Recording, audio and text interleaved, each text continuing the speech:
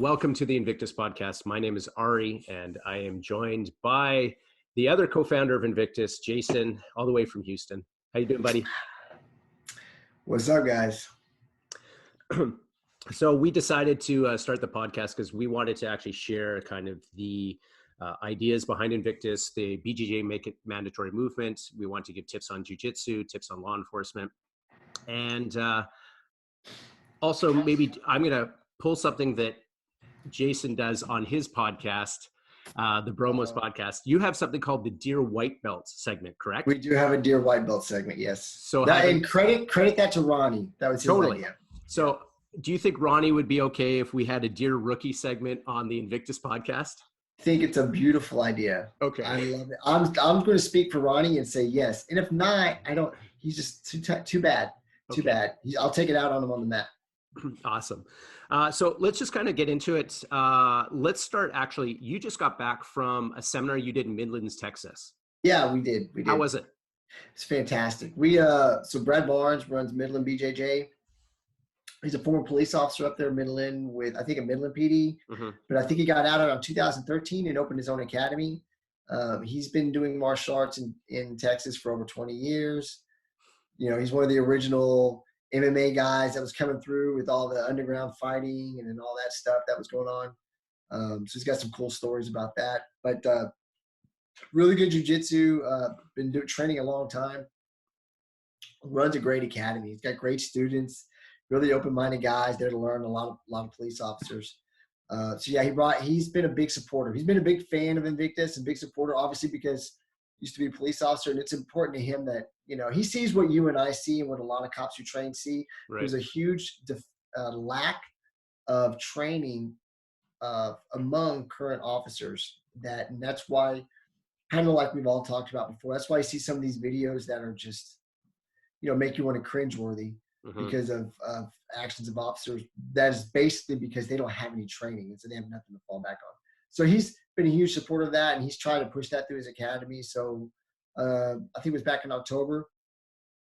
He brought myself and Jeff Romolinax up there. We did our first seminar there in Midland, and it was great. Had a huge turnout, lots of officers, several first-time officers coming in who hadn't trained before, but they had heard about the seminar, so they wanted to learn. And I think he got a couple signups from that, you know, guys wanting to come in and learn, officers. Cool. And same thing this last one, we had several officers who hadn't trained before, but they can tell they need something, and then they saw that was coming up, so they wanted to come out and check it out. And they all had a great time. We had great feedback. We actually do 2 seminars in a day. So you do an afternoon seminar, like a right after lunch seminar for 2 hours, and then we do one in the evening for 2 hours. So it's a long day, like it's a lot of teaching and a lot of working, but the response has just been so good. It's been awesome. And I'm glad that he's jumped on board and has been, you know, bringing us up to do it. And he's definitely pushing officers training. It's really awesome. And I've actually noticed over the last year, because Invictus has been going for about a year now. I think we started February. Yeah. And just over a year. It's crazy that it's been a year, but there's everybody thinks it's been like a couple of years. So y'all been around a couple of years. Well, I said, hell no. I know. We barely hit a year. I know. It's because it's just gained momentum, and there's a ton of academies that are hitting us up and saying that we're offering this stuff. Thanks for what you're doing. And I want to make it really clear to people who are watching the podcast that we are not affiliated with any particular group or anything like that. We are a collective. And what the collective basically means is we're here for everyone else. And if you have a law enforcement jiu-jitsu program that you're running, we will push it. And, you know, we're not getting kickback from anything. It's not how it works. And I think that's kind of why we're doing so well. And I don't mean like you and I were, I mean like the community in general. So we've had articles that have been out. We released those 2 studies, which I think went really well. And if you look on our private Facebook group, there is a ton. There must be like 500 people that have listed where they're training and the academies that they're at. So it's awesome. Super happy. Yeah.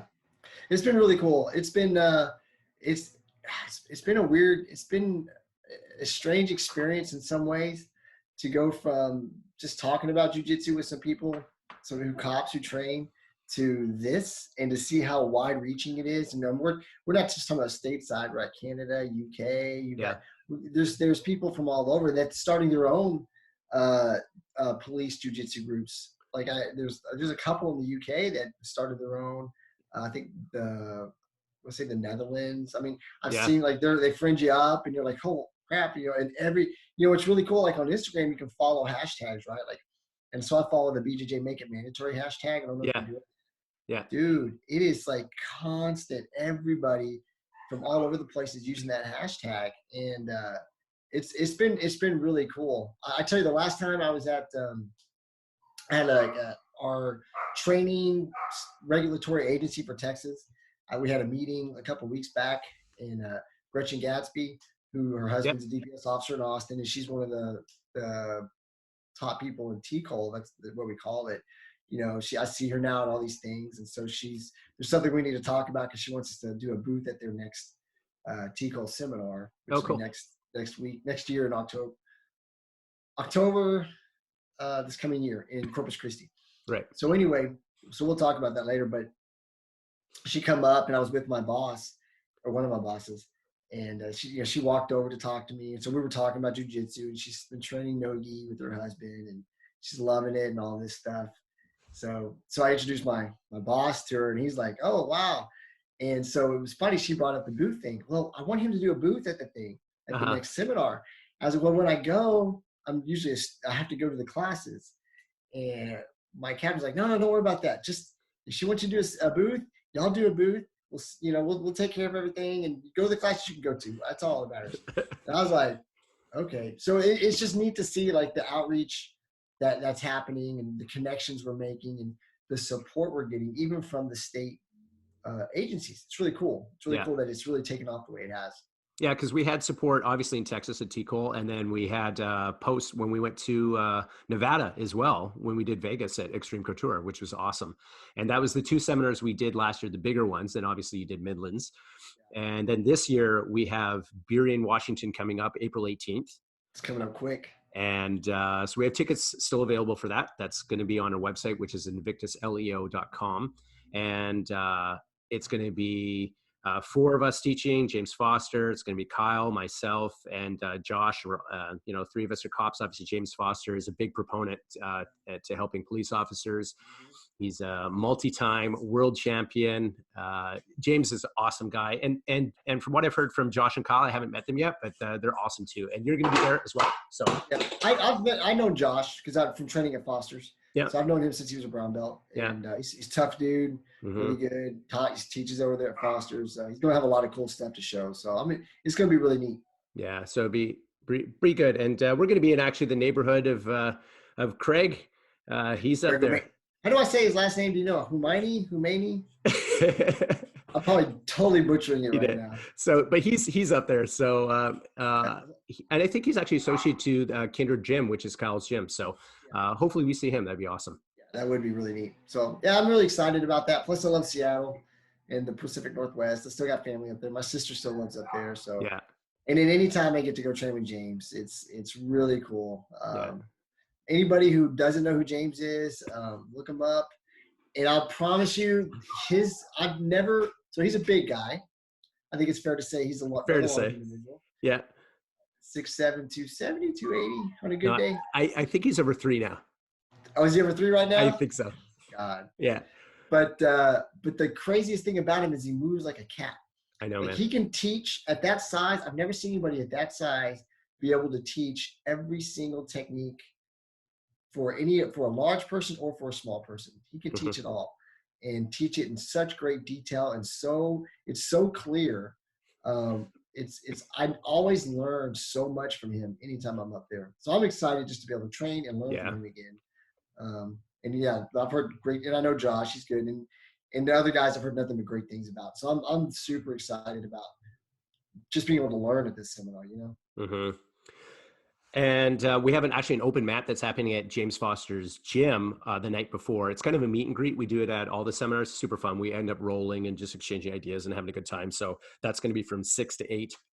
So if you do sign up for the seminar, we'll be sending out information of like addresses and things like that. And then the seminar itself is going to be held at their police academy, I guess. The Seattle Police Academy? It's not the Seattle. It's down in Burien, but I can't remember. It's like the Center of Justice or something like that. So I'm not sure how they do things down there. Yeah. So, up there. Yeah. So Down there for you, up there for me. Yeah, correct. And actually, that's the weird thing about the Invictus thing. I mean, you're in Houston, and I'm up in the west coast of Canada in Victoria, and it's like doesn't really feel like it though. It doesn't, does it? It's weird, but we're like thousands of miles apart. I know. Love technology. The other thing I want to kind of chat to you about is the Origin gis that are being shipped right now, and kind of our relationship with Origin. They've been fantastic. And why don't you speak a little bit about kind of what we are doing with them or how they're helping us? So Origin has been phenomenal. And I'll be honest with you, I didn't see it coming. Mm-hmm. But we have a little connection with their sales and marketing director, Nicole. And she's been down here in Houston before. So there was just that little jiu-jitsu connection. She knew you, she knew me roughly through the 7 degrees of separation in jiu-jitsu that probably exists for all of us. And I guess she had seen what we were doing and brought it to her bosses, like, hey, this is really cool. Mm-hmm. And, they were doing a lot of stuff for police officers. And so they wanted to do something with us. So we ended up coming up with the gi, because we were trying to work a gi idea before, and you were working hard on that. And then when Origin just kind of jumped out of nowhere, it was like, oh, well, do you guys, what do you guys think of this? And they were like all about it. Yeah. And they designed it. I mean, when we designed it, you really designed a lot of it, gave them the ideas, and then they kind of cleaned it up their way. Yeah. Their designers, of course, are really good. Like when you see the stuff they make. And man, I'm excited about the gi. So yeah, they jumped on board with that. We did the gi sales. We're talking about some more stuff in the future with them, hopefully very soon. Mm-hmm. Of course, now they're offering 10% discounts for everybody that uses Invictus code for all their stuff. It's not just for the jiu-jitsu stuff, but it's for, they make these awesome pants and boots and just regular clothes too. Like I want to order me some pants. I haven't done it yet. Yeah. But everybody that I know has gotten their pants, the blue jeans, say they are freaking amazing. Like they're the most comfortable things ever. And then we also, of course, they have the Origin Immersion Camp, which I think there's still some slots available. And so you can sign up for that. And if you use Invictus, you don't get a discount, but they'll group. What they'll do is they'll try to group all the Invictus people together. If you put the Invictus code, they'll try to get us all in the same cabins or the same little area. I guess a lot of people come out to it. Yeah. And, so that's in late August. So we're going to that. You and I. Yes, we are. Yeah. I'm excited about that. Yeah, me too. Yeah. It's been a great partnership. It's been a really great. I think it's going to last. I think it's something that's turning into something that's really going to last. And I see nothing but good things for all of us through Origin. So it just speaks so highly of Origin. They're already, they're Jocko's company, and they're already, super pro-American. I'm sure they're pro-Canadian too. I'm American as well. Come on. Yeah, that's right. You are. Okay, you're American. So they're super, the super patriotic company for us. And obviously, along with that patriotism comes big support for police officers. Yeah. And what we're doing. So it's been a great marriage so far. Yeah. So special thanks to Origin. We are really happy, and if you want to get on board with their stuff. And the funny thing, it's not cliche, but I mean, they're made in America, manufactured in America. Their product is designed and like everything, from the US, even for the cotton and stuff. So I think it's awesome. So fantastic. Okay. One thing I want to talk about is I talked to you before the camera came on, and who do you got in there? We got the bearded ginger. Oh, I didn't know he was coming in this early. I thought I had the office still. We're good. Okay. Probably going to make a little jump in here in a minute. So don't be scared. If you see a bike, here he comes. Hey, Brian. What's up? Hold on. You want to say hi to Ari? Motherfucker sitting at my desk. I'm sorry. I thought I had the afternoon. Everybody say hi to Brian. Hey, Brian. We're doing a little Invictus that's awesome. Podcast. I thought we were. You won't be that long. Oh no, I don't care. I was just dropping Luke off for his truck. Oh, okay. I saw your truck is here. What the fuck's he doing here? No, he stayed with me. No, it meant me. No, yeah, I saw your truck. I figured you were doing a podcast. I just figured I was about to say hi. All right, man. I see you later. All right, well, hey, special guest. Professor Brian Marvin. There you go. That's awesome. So, Jason, what I was going to ask you is, can you achieve a black belt and be a police officer at the same time? Because obviously time is an issue, and cops are like, I don't have enough time to training. Is it really practical that you could get a black belt being a cop? So this is, and I think I've talked about this in different, maybe not specifically with that can you get a black belt as a police officer? But I mean, I did, right? So I was a police officer for a few years before I started training jiu-jitsu. Mm-hmm. And then I started training jiu-jitsu. And so, it took me 12 years, but I got to my black belt as a police officer. And so, yeah, you can do it. So like anything, getting your black belt requires sacrifice. It requires time. It requires dedication. It requires a lot of you to get to that level. Now, yeah, as a police officer, we're working crazy schedules, mm-hmm. crazy hours. Most of us have family commitments of some kind. So that has to be, you have to take that into account. But yeah, you absolutely can get your black belt as a police officer. You just have to be dedicated. You just have to be consistent. Mm-hmm. Don't expect it overnight. Don't expect, it to be easy. It's not going to be easy anyway. Now you work weird hours, you work weekends, and you got a wife and kids at home that expect time with you. You're going to have to balance it. You're going to have to learn balance, and you're going to have to sacrifice somewhere, either through sleep. Mm-hmm. You're going to have to sacrifice something else you love to do if you want to achieve your black belt in jiu-jitsu. So yes, it can be done. Is it easy? Of course not. It's not easy anyway. But yeah, you got a couple extra challenges in front of you. But it's just about if it's important to you and if it's something that is a priority to you. Eventually, you'll get it done. What does Chris Howard say? He says you're going to be someplace in 10 years anyway. You might as well have your black belt in jiu-jitsu, right? So that's the point is just keep training, and eventually you're going to get good enough, and you're going to work through you're going to work yourself up to the level that you achieve your black belt. But yeah, of course you can do it. It just requires sacrifice. Yeah, and if our friend Chad Lyman, he always says C over T equals R, which is consistency over time equals results, right? It's like do a lot, as he says, and it's totally true, man. Yeah, it all adds up. It just even those little, when you think you're not, like if it's only a couple of days a week at some point because of whatever's going on in your life, or even one time a week, or even you take a little bit of time off because you can't, not on purpose, it's just shit's happening. Yeah. But you come back to it. Eventually you're going to get there. And something that I really picked up on, which I thought was cool, because somebody asked, I went to the Gordon Ryan seminar recently. Yeah. By the way, it was a phenomenal seminar. But there's several white and blue belts there, a lot of white belts.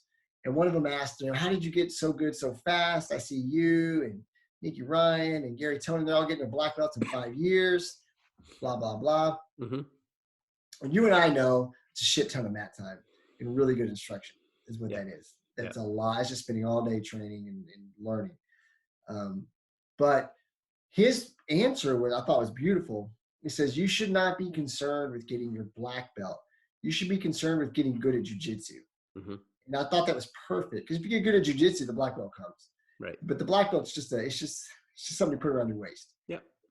You want to be good at jiu-jitsu because you don't want a black belt and suck at jiu-jitsu, because you're going to come in and you're going to get murked by people and they will have zero respect for that black belt. Yeah. You want that respect. You want them to respect that belt you wear around your waist. So, the first priority should be get good at jiu-jitsu. The black belt will come. Yeah, totally. Awesome. So we're going to leave off on this particular episode of the Invictus podcast with a segment called Dear Rookie. Rookie. So the Dear Rookie, and I guess what it is, like as I'm stealing it from you and Ronnie from your podcast, the Dear White Belt segment. Yeah. Maybe just give a little background of what you do on your podcast, the Bromos podcast, where you're doing that. Right. So I have a podcast I do with Ronnie Flores called the Bromos Jiu-Jitsu podcast. And it's mostly a lot of local jiu-jitsu here in Houston and the stuff that's going on around here. And and we try to take a lighter side, a very humorous side towards jiu-jitsu. But one of our segments we usually do at the end is we call it Dear White Belt. And basically the whole thing is, Dear White Belt, don't do this dumb shit when you're on the mat. That's basically the premise of Dear White Belt. So I kind of like that you're jumping off on it with the Dear Rookie segment. I'm assuming we're going to do with the same thing. Hey, Dear Rookie, don't do this dumb shit. Right. Somehow or another, right? Is that where we're going with this? Totally. I'm going to love this. This is fantastic. It's totally tongue in cheek too. So don't take it too seriously. I'm going to be 100% serious about everything I say. Okay. It's going to be brutal. I'm just telling you right now. And if you're offended, so what? I don't give a shit. Okay. You know me, you know it. I don't give a shit. So do you want to start with the Dear Rookie or do you want me to? Why don't you lead off so I have time to. Here we go. All right. Dear Rookie, When you end up going to a call, take off your goddamn sunglasses when you're talking to the complainant or suspect. That's a good one. But what if you're outside and it's like fucking bright and shiny? No, I'm talking about going inside and you have to, you're but still do you even have sun in Canada? I mean, like, aren't you close to the North Pole? So don't you get like 9 hours? No, like 18 hours of darkness and then 3 hours of a little bit of light. Yeah, that's right. Yeah. When they let us out of our igloos, right? Yeah, I mean that's what I see on TV. I don't know. Yeah. Are you issued cowboy boots with your uniforms down in Houston? No, because it's difficult to issue cowboy boots because everybody, trying to size everybody, you got to go get your own. Oh, okay. But they're we call them, by the way, we call them shit kickers down here. We don't call them cowboy boots. Got it. Okay. So they're called shit kickers. Okay. We could call them some other things as well, but all right, let's go. Dear rookie. Oh man, there's so much I want to talk about, but I got to be careful. The problem is these millennials have really screwed me up. These new millennials we have working with us. Yeah. It's changed and altered everything that we're doing and training people, because you have to be so sensitive with their freaking feelings. Like they get their feelings hurt so bad. Do you have that problem in Canada? Yes. Okay. So it's a worldwide phenomenon. It is. All right. Dear rookie, do not ask someone with seniority over you if they can change days off. Oh. Ever. Another one. Dear rookie, do not try to take extra jobs from your supervisors. Sorry, I just hit you with 2. I literally had a rookie tell me, he asked me, so this extra job I worked the rodeo. I was telling you I worked the rodeo this last weekend here in Houston. Yeah. So for those of you who are not Southerners or not from Texas and don't know rodeo, it's a big fucking deal. It goes on a month. But anyway, I've been working it like the last 3 days. And it's a way we kind of have a little side hustle here as police officers in Texas. You make money on the side. And I had a rookie literally text me the day of the rodeo, go, hey, who's working that? Do you have anybody working the rodeo? And it's my gig. And I was just like, this guy, like, what are you doing? You're literally asking your boss if you can have his extra job. Is that what you just did? You asked your boss, your boss, if you could have his extra job. Don't do that. Don't do that. What's that term? Stay in your lane. Stay in your lane. Yeah. Rookies, dear rookie, learn to stay in your lane. Okay. Don't ask for shit. Don't question your FTOs. Just do what you're supposed to do. And at what point are you not a rookie anymore? How long? We say here 5 years. Okay. You need about 5 years of actual police experience on your belt now you're not rookie status. Now you're at least got experience. I don't know. Do y'all have like a general rule in Canada? Yeah. Well, I mean, you're kind of off like probation and stuff after like about 2 years. Oh yeah. Yeah.